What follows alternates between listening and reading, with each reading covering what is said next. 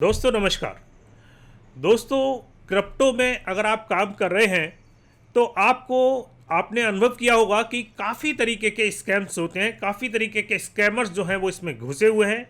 जब मैं 2016 में इसके अंदर घुसा था तो उतने स्कैमर नहीं थे, लेकिन धीरे धीरे इसमें स्कैमर्स जो हैं वो घुसने लगे और कई तरीके के स्कैम करने लगे, जिसमें हम आज बात करेंगे आपसे। मेन जो स्कैम अभी चल रहे हैं और जो इस समय सबसे ज़्यादा ट्रेंडिंग है वो है P2P स्कैम। और दोस्तों, मैं इसके बारे में तो बताऊंगा ही बताऊंगा, उसके अलावा मैं आपको उससे बचने के भी तरीके बताऊंगा कि कैसे आप फुल प्रूफ तरीके से P2P स्कैम से बच सकते हैं। तो आपको ये वीडियो पूरा देखना है जिससे आप किसी भी तरीके के नुकसान से बचें। दोस्तों, मैं आपको बताऊं, अगर जिनको P2P के बारे में नहीं पता है तो थोड़ा सा मैं बता देता हूं कि P2P जो है वो एक तरीके से एक प्लेटफार्म होता है जहां आप अपने क्रिप्टो को किसी भी बंदे को बेचते हैं या कोई भी बंदा वहां जाके उस P2P से अपने फिएट करेंसी से क्रिप्टो खरीद सकता है। ये प्लेटफार्म होता है। पहले मैं आपको बताऊं कि पहले एक प्लेटफार्म आया करता था जिसका नाम था लोकल बिटकॉइन। काफ़ी फेमस एक तरीके से P2P प्लेटफार्म था, अगर आप लोगों ने यूज़ किया होगा। लेकिन उसके बाद 2018-2019 के बाद काफ़ी सारे एक्सचेंजेस के पास भी ये प्लेटफार्म अवेलेबल होने लगे, उन्होंने भी प्रोवाइड कर दिया। और इस प्लेटफार्म की खासियत ये होती थी कि बिना किसी एक्सचेंज के इंटरफेरेंस के आप डायरेक्ट जो है वो बंदे से उसकी कीमत पर, क्योंकि एक्सचेंज उसमें डिसाइड नहीं करती थी कि आप किस कीमत में खरीद रहे हैं, किस कीमत में बेच रहे हैं। वो P2P जो आप कर रहे हैं वहाँ जो लिस्टेड आपके वायर या सेलर हैं वो आपको प्राइस बताते थे। अगर आपको राजी होते थे उस प्राइस में लेने के लिए तो आप उनसे डील कर सकते थे और डील कर सकते हैं, और आप उससे वहाँ से क्रिप्टो भी खरीद सकते हैं और अपनी क्रिप्टो को बेच भी सकते हैं। तो ये एक प्लेटफॉर्म था P2P, जिसको बाइनेंस भी आजकल यूज़ कर रही है, बजीरेक्स पर भी है। काफ़ी सारे एक्सचेंजेस हैं, चाहे वो इंडियन हैं चाहे वो बाहर की हैं, काफ़ी सारे एक्सचेंजेस पर ये प्लेटफॉर्म आपको मिल जाएगा। दोस्तों, अब मैं बात करता हूं कि किस तरीके से इसमें स्कैम हो रहे हैं और उसको थोड़ा सा आप समझने की कोशिश करिएगा कि इस समय इसमें बहुत सारे स्कैमर्स जो हैं वो घुस गए हैं और उन्होंने अपने अपने फेक प्रोफाइल बनाने शुरू कर दिए हैं। दोस्तों, क्या करते हैं वो लोग कि अगर किसी भी USDT का इस समय अगर एक्सचेंज पर रेट जो है वो अगर वो चल रहा है $86 का, तो वो स्कैमर लोगों को लुभाने के लिए, उनको फंसाने के लिए अपने जो रेट है वो ज़्यादा रखते हैं। आपको 91 में आपको वहाँ आपको USDT बेचने का मौका मिल रहा होगा, केवल फंसाने के लिए। दूसरा क्या करते हैं वो, क्या अपने लिए एक चीज़ ये तैयार करते हैं कि क्या होता है कि ये स्कैमर जो हैं वो एक तरीके से तैयार रहते हैं लोगों के बैंक अकाउंट को हैक करने का।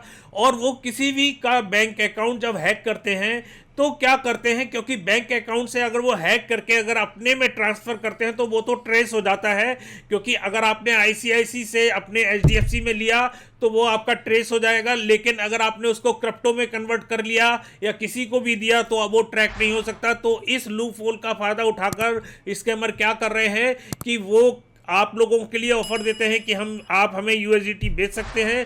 आप जब USDT बेचते हैं तो वो जो उन्होंने अकाउंट हैक किया हुआ है उस अकाउंट से पैसा आपको ट्रांसफ़र करेंगे। और जब वो उस अकाउंट से पैसा ट्रांसफ़र करेंगे, और आपको पता ही है कि P2P में क्या होता है कि एक तरीके से जो प्लेटफार्म है वो कंफर्मेशन जब तक नहीं होता तब तक क्रिप्टो जो है रिलीज़ नहीं होती।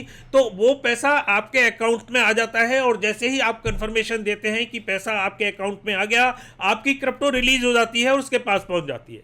लेकिन दोस्तों, क्या होता है कि उसी समय तो वो एक तरीके से स्कैम किया हुआ प्लेटफार्म है जिससे उसने पैसे भेजे हैं, तो ऑटोमेटिकली जिसका अकाउंट जो है स्कैम हुआ है, जिससे पैसे निकले हैं, वो पुलिस में रिपोर्ट करेगा कि मेरा अकाउंट इस तरीके से स्कैम हुआ है। और जब पुलिस जो है वो वेरीफाई करेगी कि ये पैसा किस अकाउंट में गया है, तो पता लगेगा कि वो आपके अकाउंट में पैसा गया है, तो आपका अकाउंट वो फ्रीज कर देगी। तो अब क्या होगा कि आपका पैसा भी चला गया और क्रिप्टो भी चली गई, और उसके बाद पता लगा कि आपका जो बैंक अकाउंट है जिसको आप यूज़ कर रहे थे रेगुलर, वो भी बंद हो गया। मतलब आप चारों तरीके से घिर चुके हैं, परेशान हो चुके हैं।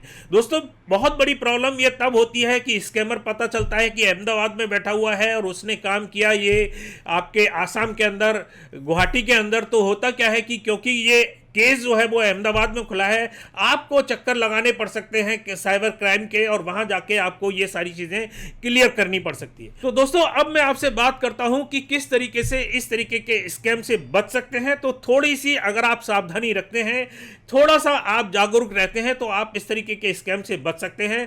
तो सबसे पहले जो मैं आपको बता रहा हूं वो ये है कि अगर सपोज कीजिए, सबसे पहले मैं बात करूंगा कि अगर आपका खाता जो है, आपका अकाउंट जो है वो फ्रीज हो गया, तो उसमें दो तरीके के नोटिस आते हैं, दो तरीके के जो बैंक को नोटिस प्रोवाइड किए जाते हैं। एक होता है आईपीसी धारा 91 और एक होता है 102।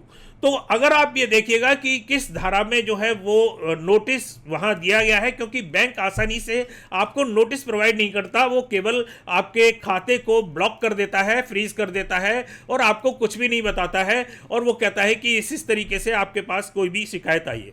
तो दोस्तों कोशिश ये कीजिएगा कि आप देखिएगा कि किस नोटिस के तहत ये हुआ है, क्योंकि मेरे हिसाब से जहां तक मुझे थोड़ी बहुत नॉलेज है, जो CRP 91 की धारा है उसमें क्या है कि आप अकाउंट को फ्रीज नहीं कर सकते, लेकिन अगर 102 पर आपका अकाउंट फ्रीज हुआ है तो उस पर अकाउंट फ्रीज हो सकता है, और जब तक वो नहीं खुलेगा उसमें 2 महीने 3 महीने भी लग सकते हैं आपके अकाउंट को खुलने के लिए, और आप उसमें बहुत ज़्यादा परेशान हो सकते हैं, आपको जाना भी पड़ सकता है, ये सारी हो सकती है। तो दोस्तों हमेशा कुछ चीज़ें आपको ध्यान रखनी है, वो आपको ध्यान रखिए कि जब आप किसी होटल में खाना खाने जाते हैं तो आप क्या करते हैं। सबसे पहले गूगल की आप रेटिंग पढ़ते हैं, उसके नए नए रिव्यू पढ़ते हैं, और आप देखते हैं कि क्या किस तरीके की रेटिंग आ रही है। भले ही अब बहुत सारी ऐसी एजेंसी हैं जो फेक भी रिव्यू प्रोवाइड कर रही हैं, लेकिन फिर भी आप इस तरीके का काम करते हैं। तो दोस्तों जब भी आप ऐसा काम करते हैं तो आप हमेशा ध्यान रखिएगा कि कभी भी इस लालच में मत जाइएगा कि यहाँ आपको ज़्यादा पैसे मिल रहे हैं, 91 में डॉलर मिल रहा है, आपको 91 रुपीज़ मिल रहे हैं पर डॉलर के, या आपको 92 डॉलर मिल रहे हैं, इस पे मत जाइएगा। आप ये देखिएगा कि ये जो मर्चेंट है ये कितने दिनों से यहाँ काम कर रहा है, इसकी जो रेटिंग है वो कितनी अच्छी है, लोगों ने इसके जो रिव्यू दिए हैं वो कितने अच्छे दिए हैं, भले ही उसने रेट आपसे कम दिया है। तो आप अगर इस तरीके की चीज़ों को करते हैं तो आप हमेशा बचे रह सकते हैं। दोस्तों दूसरा तरीका एक और है, क्योंकि इसमें भी मैं ये नहीं कहता हूं कि आप 100% बचे रह सकते हैं, हो सकता है किसी भी तरीके से रेटिंग वगैरह बढ़ा के या कुछ करके वो बंदा जो है वो इस तरीके की आपको ब्लफ कर जाए। तो दूसरा तरीका जो मैं आपको बताऊं वो ये है कि आप हमेशा जब भी P2P करते हैं आप अपने 2 बैंक अकाउंट रखें। एक मेन बैंक अकाउंट जो है वो आपका रहेगा जिसमें आपके पैसे हैं, एक केवल वही अकाउंट रखिएगा जिसमें आप P2P करते हैं, बैंक ट्रांसफर करते हैं, कि अगर किसी हिसाब से वो अकाउंट जो है वो फ्रीज होता है तो वो आपका उतना ही पैसा, मान लो 1 लाख रुपए का आपने क्रिप्टो बेचा तो 1 लाख रुपए ही आपका फ्रीज होगा। ये नहीं होगा कि आपका जो मेन बैंक अकाउंट में 15-20 लाख रुपए पड़े हुए थे वो पूरे के पूरे फ्रीज हो गए और आप जो है पूरी तरीके से हाथ से खाले हुए।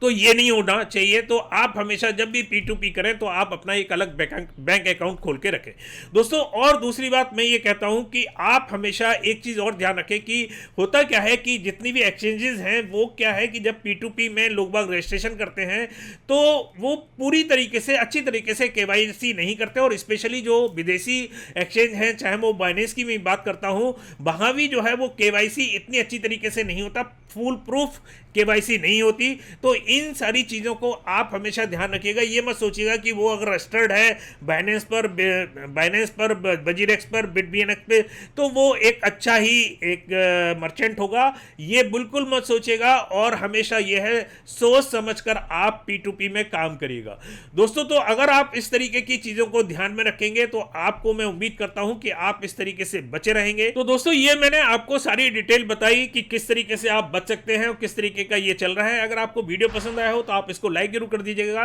और अगर आपने हमारा चैनल सब्सक्राइब नहीं किया है तो सब्सक्राइब कर सकते हैं, घंटी का भी बटन दबा सकते हैं जिससे आपको नोटिफिकेशन हमारी जो है वो आपको मिलती रहे। तो दोस्तों काफ़ी कुछ आपको बताया, काफ़ी कुछ नॉलेज दी, आपको अपडेट दी, और अगली बार फिर किसी नई ताज़ा अपडेट के साथ आपके सामने फिर उपस्थित होंगे। तब तक के लिए नमस्कार, जय हिंद।